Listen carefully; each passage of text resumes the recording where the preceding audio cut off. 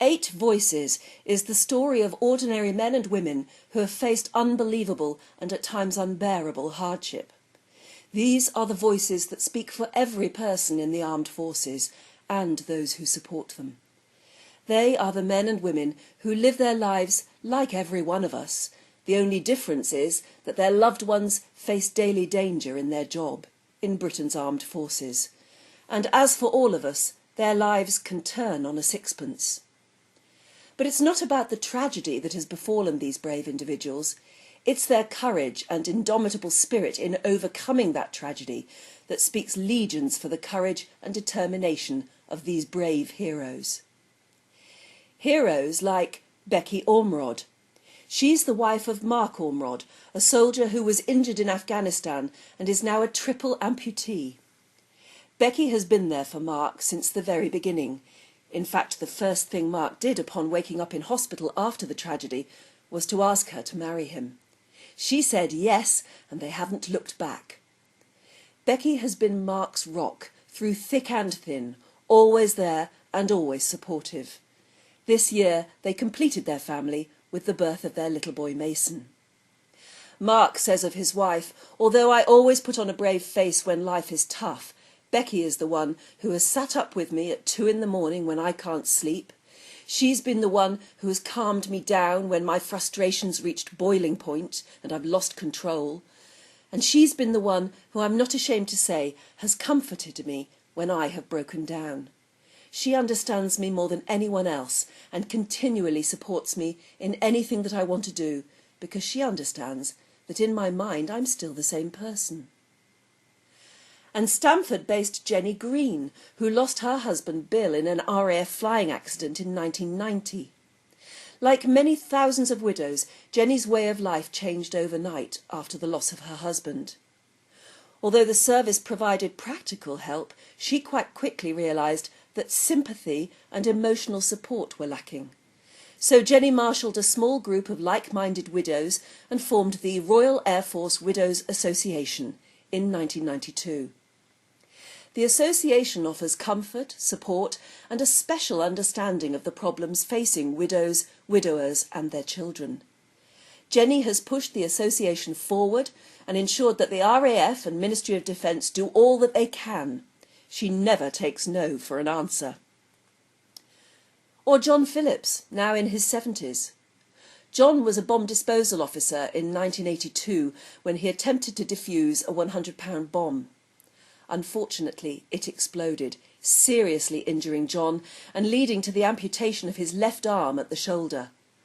Undaunted, John spent the rest of his life in service, working tirelessly for Confederation of Service Charities and raising a happy family. John's son went on to join the Royal Engineers and also became a bomb disposal specialist, a remarkable family with bravery in their blood. Private Carl Highnet from the West Midlands was only 19 when he almost died during an operation in Iraq in 2005. He was inside a Warrior tank which was attacked by rioters whilst supporting local security forces in Basra. An image of him covered in flames as he escaped from the tank made front pages around the world. While the other 4 soldiers in the tank escaped serious injury, Private Highnet received 37% burns to his upper torso, face and hands and had to undergo 5 years of gruelling skin grafts and operations in hospital in Birmingham to eventually make a remarkable recovery. In 2011, Carl wanted to give something back to the hospital that has saved his life and has gone on to raise money for other wounded servicemen and women, joining the Walking with the Wounded's expedition to climb Mount Everest, climbed Mount Manaslu in Nepal and has attempted Mount Everest. Carl has completed 95 marathons too and has raised over £30,000 for Walking with the Wounded and Queen Elizabeth Hospital in Birmingham. And then there's 65-year-old Kirk Barba. As a non-commissioned officer in the US Army, he lost a leg from a grenade while serving in the 9th Combat Infantry Division in Vietnam in 1969. Kirk became involved with Disabled Sports USA when he was introduced to skiing whilst undergoing rehabilitation.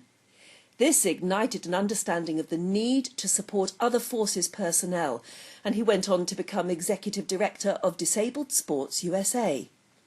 Through his leadership of over more than 40 years, he has taken a small, all-volunteer organisation and transformed it into one of the largest US-based non-profit sports organisations serving people with disabilities today, with over 100 chapters nationwide, serving more than 60,000 people annually.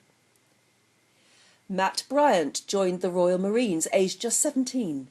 He'd had limited contact with his siblings whilst growing up and found the idea of a military family very appealing.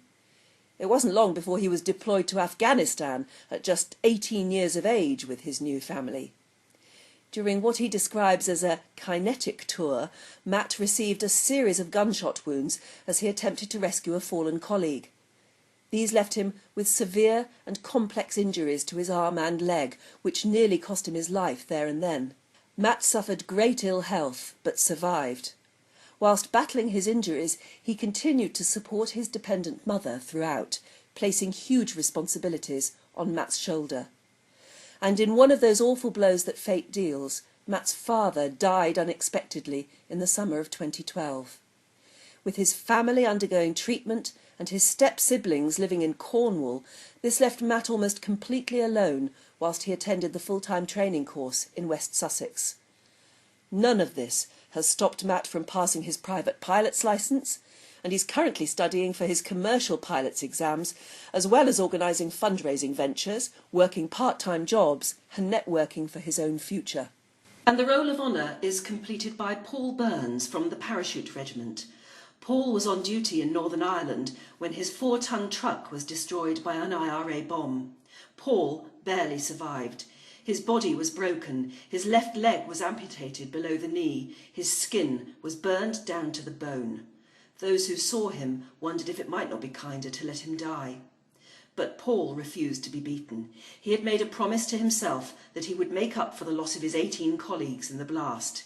He courageously raised funds for widows and orphans alike and made sure his injuries did not put a stop to his career. He continued to serve, working as a project engineer within research and development, and was part of the Red Devils display team. Over the years, Paul continued to battle his injuries and put up with an incredible amount of pain. Finally, the decision was taken to amputate his right leg as well. And yet, in another one of those remarkable twists of fate, Paul unfortunately died suddenly in hospital in Berkshire on Friday the 7th of June 2013. He was recovering from a broken leg, suffered whilst participating in the 3 Counties bike ride the previous weekend. Having recovered from horrific injuries in war, he died in peacetime. Paul Burns will be remembered as a good man who suffered much and overcame all. These voices combine to portray the very best picture of humankind. Through their stories of bravery and courage and the day-to-day obstacles they've overcome, they are the symbols of overcoming adversity. Life can turn on a sixpence and utterly and completely change in an instant. These are the stories of 8 such instances, as they've all had to soldier on through life.